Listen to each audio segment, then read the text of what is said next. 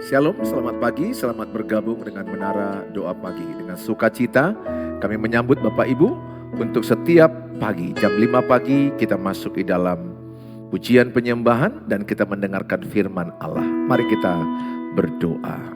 Bapa di sorga, dalam nama Tuhan Yesus Kristus, kami siapkan hati kami untuk kami memuji Tuhan, mendengarkan firman Allah. Biarlah Roh Kudus bekerja menjamah hati kami.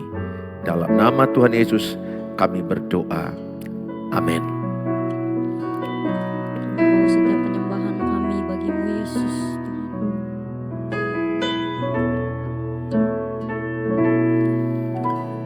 Tiada pernah ku ragukan kasih setiamu ya Tuhan. Setiap waktu dalam hidupku tak pernah kau tinggalkan. Meski langit tampak suram, awan gelap pun menghadap. Hadapi badai, lewati gelombang, tak pernah kau tinggalkan diriku. Kami nyatakan Yesus,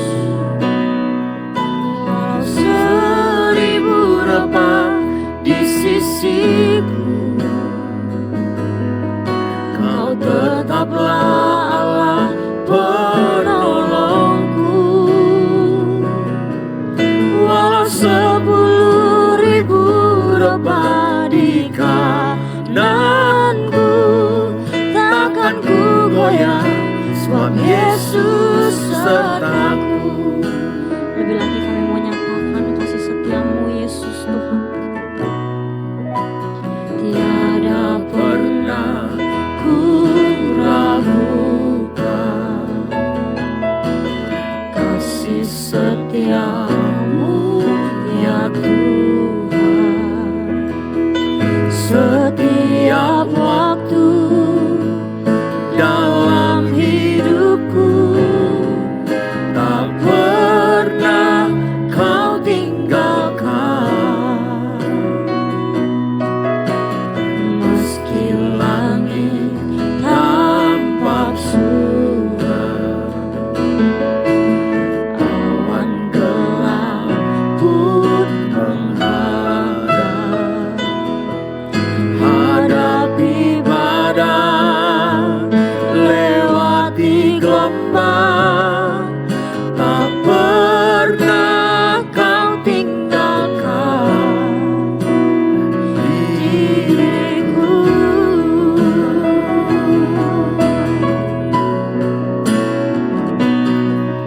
Walau 1000 rebah di sisiku, Kau tetaplah Allah penolongku. Walau 10.000 rebah di kananku, takkan ku goyah, sebab Yesus sertaku. Walau 1000 rebah di sisiku, Kau Allah kami Yesus.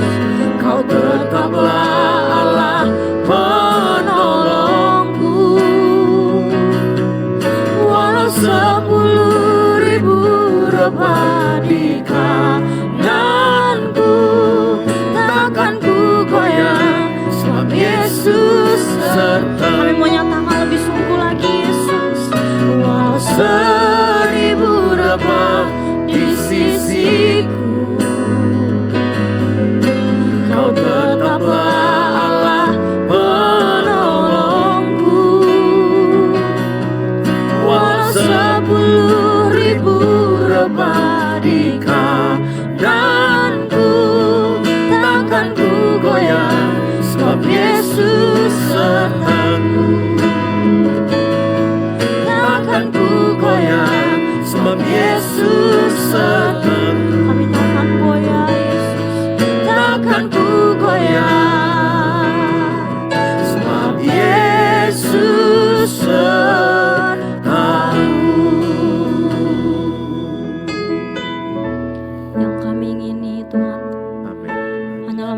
pujian penyembahan terbaik bagimu Tuhan Yesus. Ya Tuhanku, aku hendak bernyanyi bagimu selama ku hidup. Ya Allahku, aku hendak bermazmur bagimu selagi ku ada.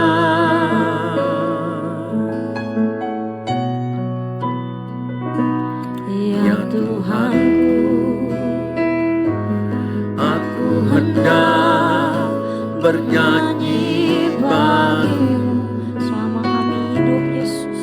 Selama ku hidup. Ya Allahku, ya Allahku,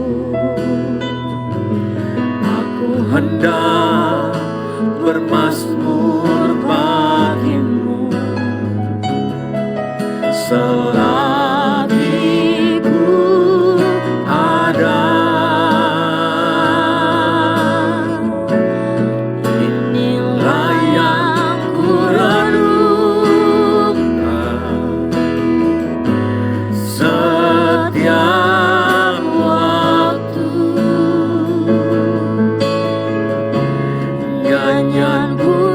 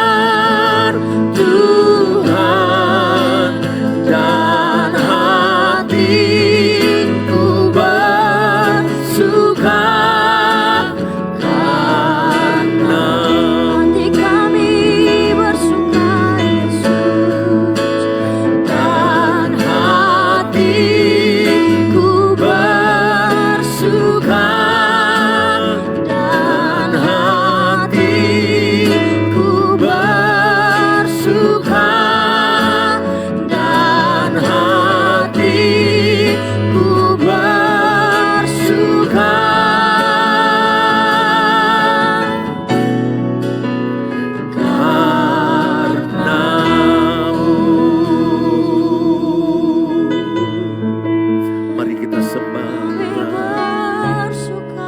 Mari kita angkat doa-doa kita. Hanya Kami karena bersuka Yesus. di dalam-Mu Tuhan. Hati kami bersuka hanya di dalam-Mu Tuhan.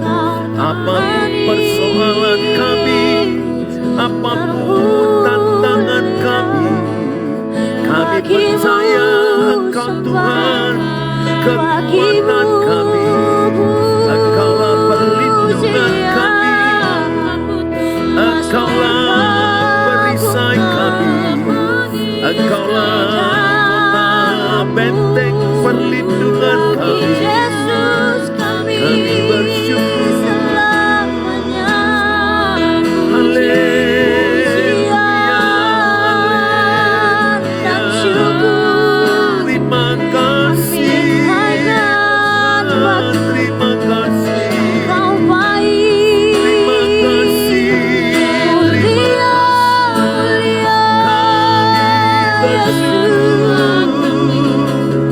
Hormat sembah, haleluya,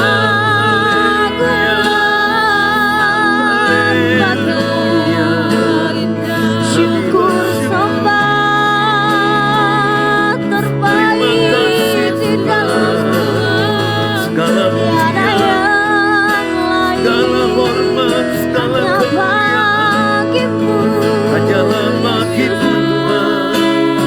Kami muliakan Terima kasih, terima kasih. ya Yesus. Kami bersyukur.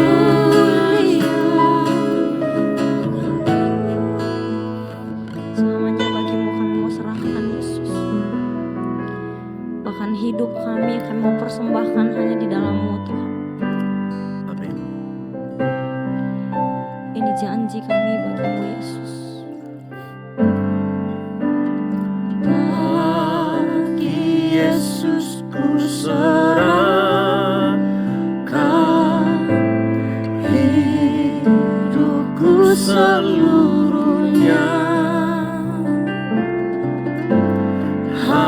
Hati dan perbuatanku pun waktuku miliknya.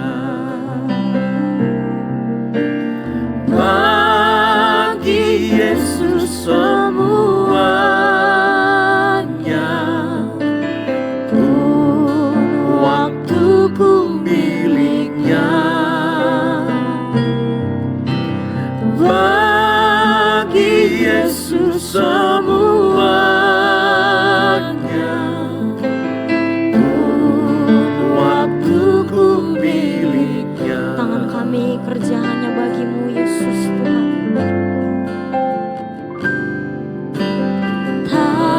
Tanganku kerja baginya, kakiku mengikutnya, mataku memandang Yesus, yang ku puji Dialah. Bagi Yesus, bagi Yesus semuanya, yang ku puji Dialah. Bagi Yesus semuanya, yang ku puji Dialah. Bagi Yesus, bagi Yesus.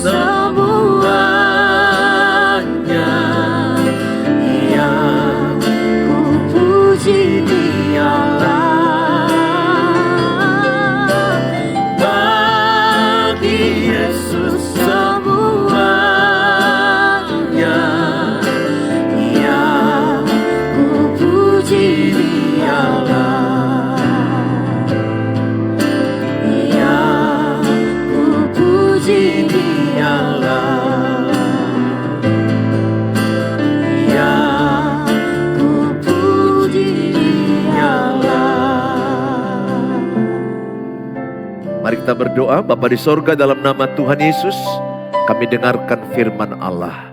Dalam Tuhan Yesus kami berdoa. Amin. Shalom. Good morning. Senang sukacita bersama dengan saudara di pagi hari ini. Tulis dalam kolom, keluargaku penuh kasih mesra. Tulis dalam kolom.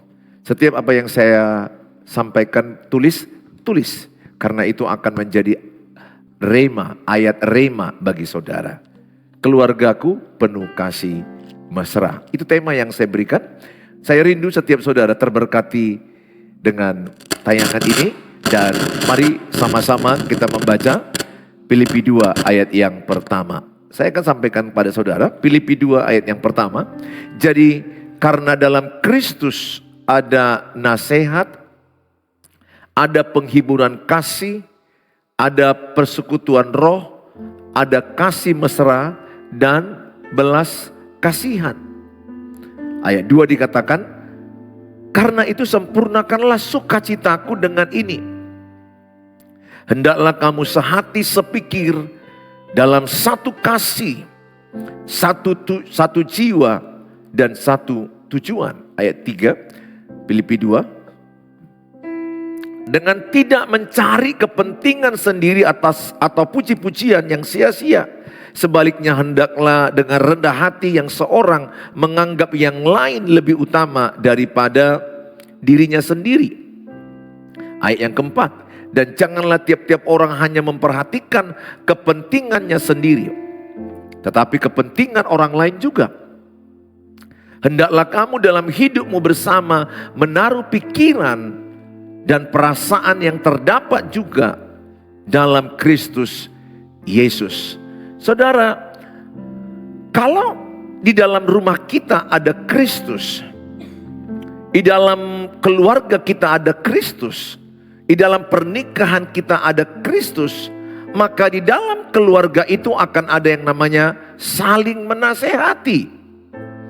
Akan ada yang namanya saling memberikan penghiburan kasih. Akan ada yang namanya persekutuan roh. Mereka akan berdoa. Akan ada yang namanya kasih mesra.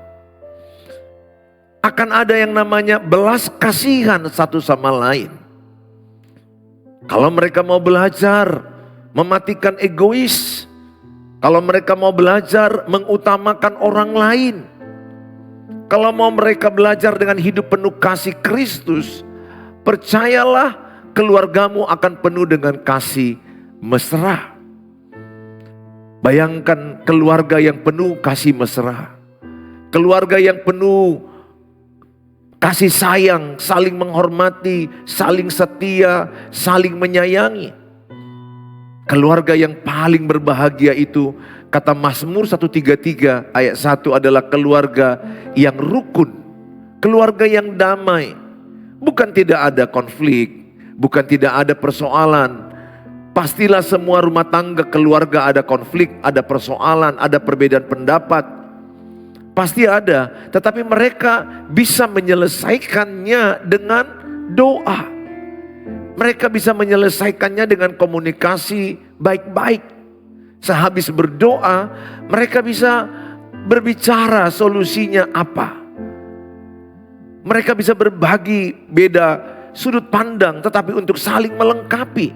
Bukan berbeda untuk saling menyerang, saling menghantam. Saya berdoa, setiap keluarga-keluarga Kristen hendaklah menjadi keluarga yang penuh kasih mesra. Keluarga yang sangat menyayangi satu sama lainnya. Sedih melihat keluarga Kristen banyak berantem, banyak cekcok, banyak kebencian. Apakah akar persoalan dalam keluarga? Yakobus 3:16, iri hati. Yang kedua, egois, mementingkan diri sendiri, itulah akar kekacauan keluarga. Ketika dalam keluarga itu ada orang-orang yang egois, yang merasa diri benar, yang merasa diri lebih baik dari orang lain. Sehingga akibatnya dia menjadi pusat daripada perhatian keluarga itu. Kalau tidak pendapat dia yang diterima, maka bisa berantem. Sangat sedih keluarga Kristen masih berantem di zaman sekarang, bahkan tidak hanya berantem verbal, bahkan ada yang berantem sampai fisik, memukul. Ada orang tua mengusir anak, ada anak yang sporing, ada istri yang lari, ada suami yang lari. Kasihan sekali. Bahkan ada yang berujung cerai di pengadilan. Semakin bertambah angka-angka bilangan rumah tangga Kristen yang babak belur, hancur. Sebenarnya bukan persoalan itu yang menjadi akar masalah, apapun masalahnya. Tetapi bagaimana meresponi masalah itu. Bagaimana kita mengupgrade diri kita menangani masalah itu. Percayalah, tidak ada keluarga yang tidak punya persoalan. Tidak ada keluarga yang tidak ada yang namanya, tidak ada konflik. Semua keluarga, bahkan keluarga saya sebagai pendeta pun masih ada perbedaan.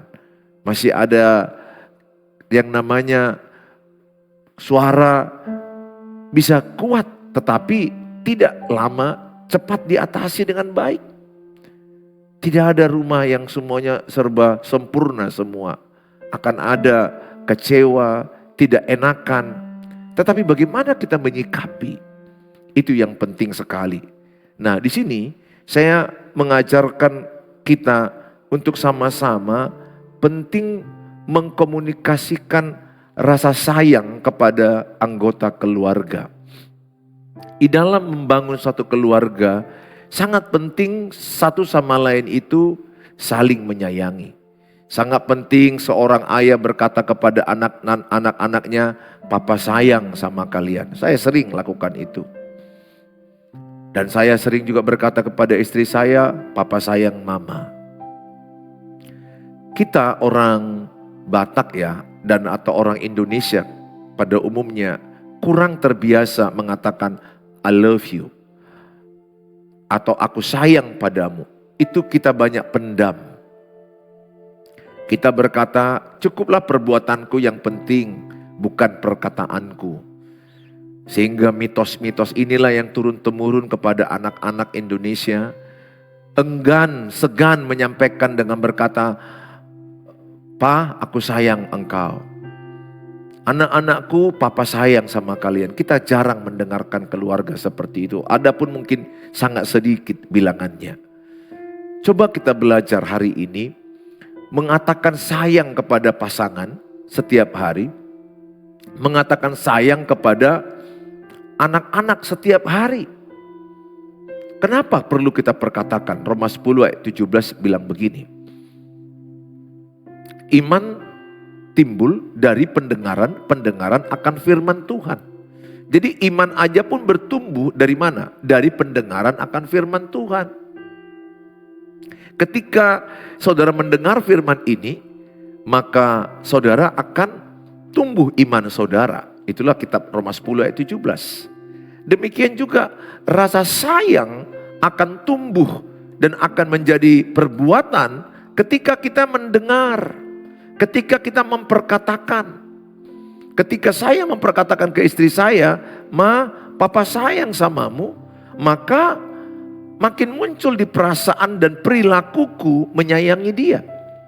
Karena itu yang kukatakan setiap hari. Papa sayang mama.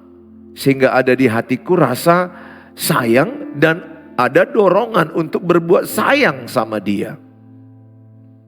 "Ma, papa setia padamu." Kalau saya katakan papa setia pada mama, maka yang muncul di hatiku apa? Hasrat, dorongan setia dan perbuatan setia. Karena otak kita ini didesain Tuhan, apa yang kita dengar itu akan menjadi pikiran. Apa yang kita pikirkan itu akan jadi perbuatan. Jadi oleh karena itu, coba tulis dalam kolom. Saya mau mengucapkan sayang setiap hari kepada pasangan dan anak-anak. Coba tulis dalam kolom. Saya mau belajar mengucapkan kata sayang kepada pasangan dan anak-anak setiap hari. Gak apa-apa, kadang lupa, kadang enggan, belum mampu. Tulis saja. Nanti kita berdoa, kita dimampukan Tuhan untuk mengucapkan kata sayang kata setia kepada pasangan kita. Karena ini isu yang sekarang adalah trust issue. Banyak pasangan udah tidak setia. Banyak suami yang ketakutan meninggalkan istri. Banyak istri yang ketakutan kalau suaminya di luar kota. Ini zaman begitu, zaman sekarang ini. Trust issue. Ada rasa ketidakpercayaan. Coba mulai tuliskan di situ. Saya mau mengucapkan kata sayang kepada pasangan dan kepada anak-anak saya setiap hari. Jadi rasa sayang itu akan terbentuk. Jadi tidak tiba-tiba keluarga itu penuh kasih mesra tanpa belajar hal-hal kecil. Kelihatannya sederhana ya, mengatakan kata sayang, kata setia, I love you. Itu nampaknya biasa, tapi itu powerful kalau diucapkan dari hati. Nah, yang kedua, coba mulai komunikasikan segala perencanaan kepada pasangan dan anak-anak. Di sini yang sering miss. Saya juga pernah mengalami ini dan saya tingkatkan terus bagaimana perencanaan-perencanaan saya sebagai seorang gembala jemaat, seorang ayah kepada mereka, perencanaan usaha kami, unit bisnis usaha yang masih ada TKSD.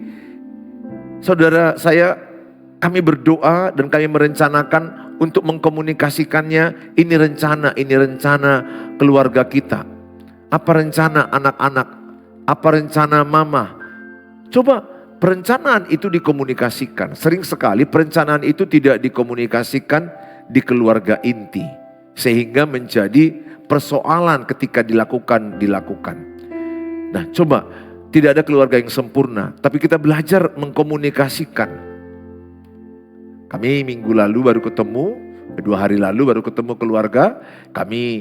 Saya berikan 7 topik perencanaan. Dan mereka dengarkan dan kami doakan.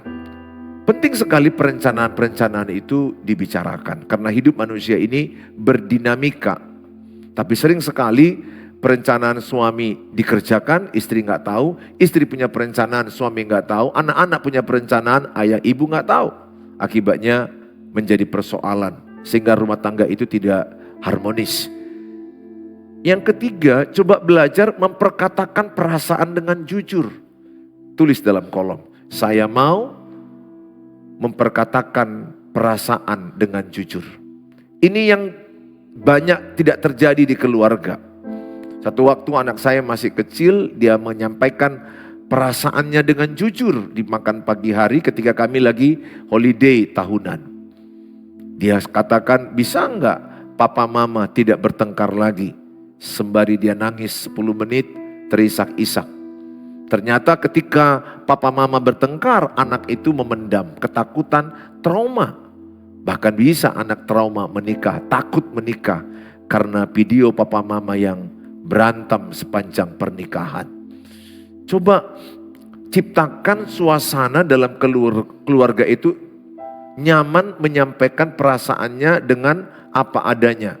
Nyaman menyampaikan perasaannya dengan jujur, terbuka. Komunikasi yang terbuka, komunikasi dengan hati, komunikasi dengan perasaan, komunikasi dengan menatap wajah. Karena banyak sekarang keluarga habis makan lihat HP. Dan akibatnya HP itu yang menjadi fokus, wajah orang yang dicakapin tidak dilihat. Ini penyakit manusia zaman now. Ketika bicara bukan lagi lihat wajah orang sekarang. Orang banyak bicara lihat HP. Itu tandanya dia tidak respect, tidak menghormati orang yang diajak bicara. Saya belajar kalau bicara dengan orang, saya lihat wajahnya dan saya hentikan HP sebentar. Tapi ada banyak orang tidak mau melihat wajah orang. Nah, inilah penyakit jiwa yang muncul di zaman now. Akibat terlalu tergila-gila dengan gadget. Coba ciptakan komunikasi terbuka, komunikasi dengan hati, komunikasi dengan melihat wajah, komunikasi dengan ekspresi, komunikasi dengan perasaan yang jujur. Sehingga keluarga itu bisa saling membangun ketika ada yang satu lemah, ada yang lain menguatkan. Karena tidak ada keluarga yang kuat terus. Pasti setiap anggota keluarga pernah lemah. Dengan bertemunya keluarga itu, Mereka bisa makan sama, ketawa sama, komunikasi bersama, berdoa bersama, merencanakan bersama. Keluarga yang indah itu adalah keluarga yang nangis bersama, ketawa bersama. Tidak ada keluarga yang hanya ketawa saja. Ada kalanya nangis, ada kalanya ketawa. Dan mereka merencanakan bersama-sama. Makanya bukan masalah, apa masalahmu, bukan itu yang menjadi nomor satu. Tapi bagaimana Bapak Ibu meresponi masalah itu. Bagaimana menghadapi masalah itu. Percayalah 1 Korintus 10 ayat 13, pencobaan yang kita alami tidak melebihi kekuatan kita. Artinya Tuhan berjanji seberat apa masalah kita, Tuhan sudah berkata engkau lebih kuat dari masalahmu. Tulis dalam kolom, saya lebih kuat dari masalah saya. Tulis dalam kolom. Supaya itu jadi rema bagimu. Apapun masalah Bapak Ibu saat ini, keyakinanmu kepada firman Allah. Bahwa hidupmu dibentuk Tuhan jauh lebih kuat dari masalahmu. Saudara, saya mengajak setiap saudara, mari sama-sama kita membangun keluarga penuh kasih mesra. Dengan cara dengan Kristus menjadi pusat keluarga, lewat doa, lewat pujian penyembahan, komunikasi yang baik, acara keluarga yang baik, boleh liburan bersama, makan bersama. Saya percaya kalau saudara mengimani keluargamu adalah keluarga yang penuh dengan kasih mesra, betapa enaknya makanan yang sederhana pun jadi lezat. Sebaliknya makanan yang mahal, kalau penuh cekcok, penuh pertikaian, penuh berantem, maka tidak enak merasa makanan yang mahal itu. Bukan makan apa, tapi makan dengan siapa, itu yang penting. Saya berdoa setiap saudara memiliki satu kesungguhan untuk membangun keluarga yang penuh kasih mesra. Sebab Mazmur 133 ayat 3 dikatakan, keluarga yang rukun damai, kesanalah Allah memerintahkan berkat-berkat kehidupan. Tuhan Yesus memberkati kita semuanya. Mari kita berdoa. Bapa di sorga, dalam nama Tuhan Yesus, setiap kami anak-anak-Mu yang sudah mendengarkan firman Allah, biarlah kami dikuatkan dan dihiburkan, disemangati.